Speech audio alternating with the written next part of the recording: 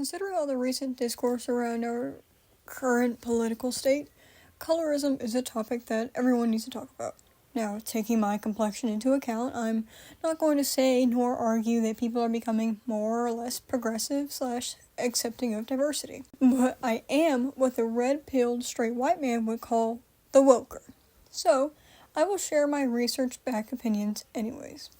Social media is just about every American's main source of commentary, and it's common to compare yourself to others. However, this toxic cycle takes a bigger toll when the physical concerns of dark-skinned people are enforced by those with a quote-unquote favorable skin tone, aka colorism. So what is colorism exactly? Oxford Dictionary states that colorism is a form of prejudice or discrimination against individuals with dark skin tones, typically among people with the same ethnic or racial group. It's this societal-based idea that creates a preference for those with lighter skin tones. Colorism is seen in many works of fiction, non-fiction, and arts, like Toni Morrison's The Bluest Eye, and Brenda Wood's The Blossoming Universe of Violet Diamond, and more. These books are great examples of how media and social influences can affect the self-image of Black children. According to UGA Today, Vanessa Gonlin states, several studies since 2006 have documented how darker skin is associated with longer prison sentences for the same crime, decreased physical and mental health, lower marital rates for women, lower wages for men and immigrants, and lower perceived intelligence. Stereotypes like these can really get under Black youth's skin. I'm a teenager myself. I know how rumors and mischaracterization eat at you slowly and harshly. I cannot even imagine how much worse it is when those cruel words are weaponized against you and your family for decades on end. Ergo, because I don't have any personal experience with this, I've asked a few of my friends for accounts of their experiences with colorism. Inori states, when I worked at Chick-fil-A, an old white man asked me where my home country was, and when I asked what he meant, he stammered and said he didn't know. D'Artagnan shares, when I was walking home with my uncle, someone called from inside their house, "Go home, N-word, hard R," at us, leading to police being involved. And finally, Chastity mentions, a white lady asked my mom if she was really my mother because she's darker than me. After having to reassure her that she was, in fact, my mother, I was then mocked by a darker Black man who called me yellow. This hatred typically stems from a long line of privilege towards light-skinned people in the Black community because they were favored when slavery was at its height. Chastity's claim is supported by the results of the Clark doll study, which was enacted when segregation was taking place. According to the Brown v. Board of Education, the majority of Black children preferred the white dolls to the Black dolls. The children would say the Black dolls were bad, and the white dolls looked most like them. To the Clarks, these tests provided proof segregation gave African American children a sense of inferiority. That sense of inferiority would last for the rest of their lives.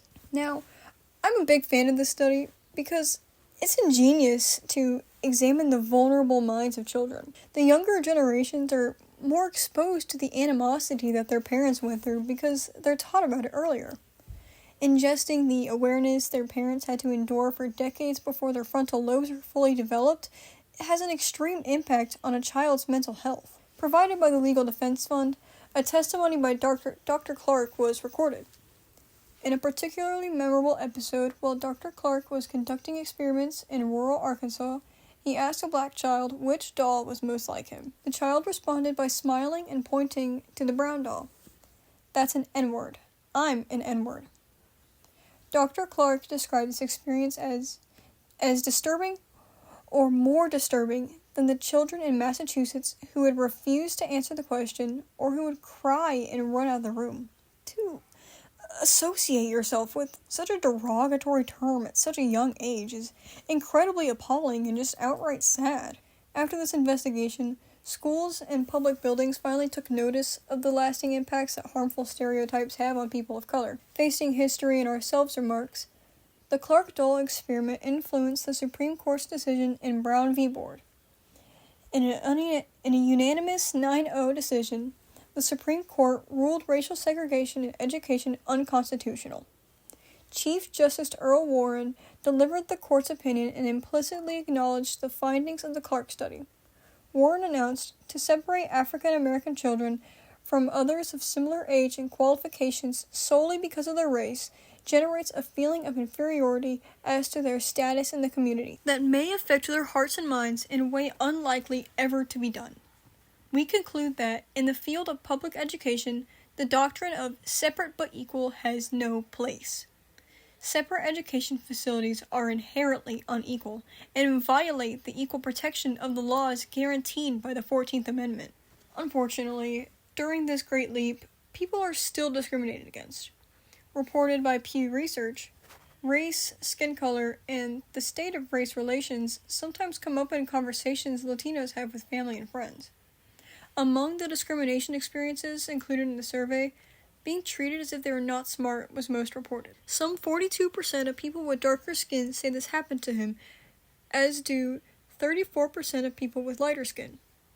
Roughly half, 48%, say discrimination based on race or skin color is a topic in conversations, at least sometimes with friends and relatives. Friends of mine have noted that they've seen differences in how they've been treated compared to those of lighter skin tones. History shouldn't be forgotten, but it should not be repeated. We, as people, should have matured from these adverse mindsets. Seriously, humans have evolved for millions of years to create such a complex brain that can comprehend convoluted emotions, and yet part of humankind can't seem to construct the basic empathy to treat others as equals. So, how can you play your part? Research like I have, perhaps?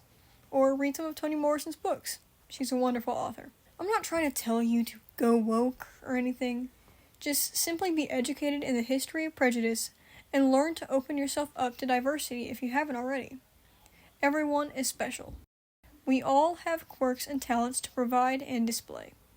Let down your biases built from the past. Tell someone they're loved. You're loved. I'm Felix, and thank you for watching. Bye-bye.